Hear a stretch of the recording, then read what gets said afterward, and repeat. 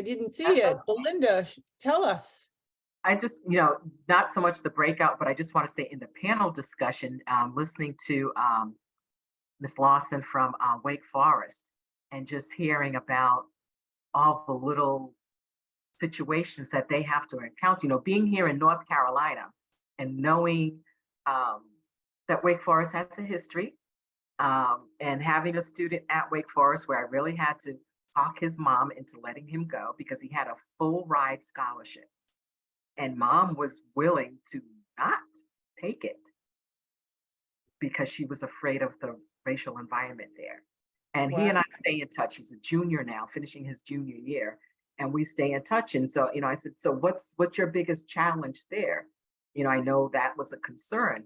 And he said, it was tough at first because the first year he went, it was during COVID. But now he's the secretary of the Black Student Alliance group. He Wow. found his way into the community, doing other things. So it can work, but again, it's a special kind of student. So that goes back to how do we help students find places where they're comfortable, where they feel safe. I love that. That's great. Wonderful. Yeah.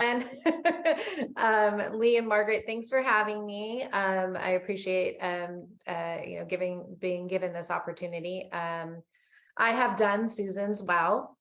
Just FYI, I was in her counselor experience. And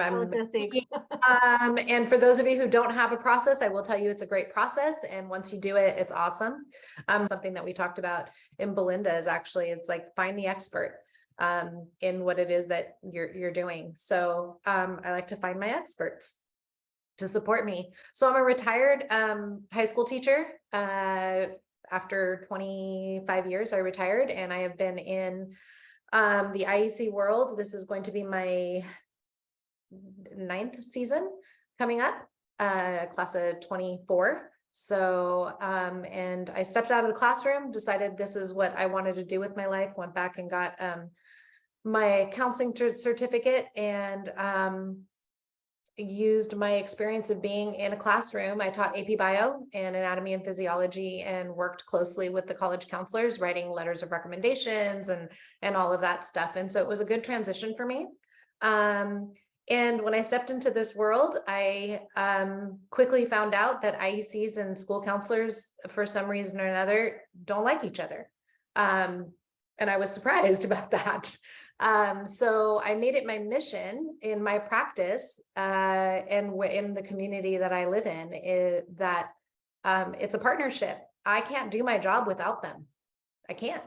And I need them. And I need the parents and the students to understand that. And so that's what my presentation is going to be about. It's like how to build that partnership with the school counselor in order to make your life easier. And it benefits everyone. It benefits the school counselor, it benefits me, the parents, and the students.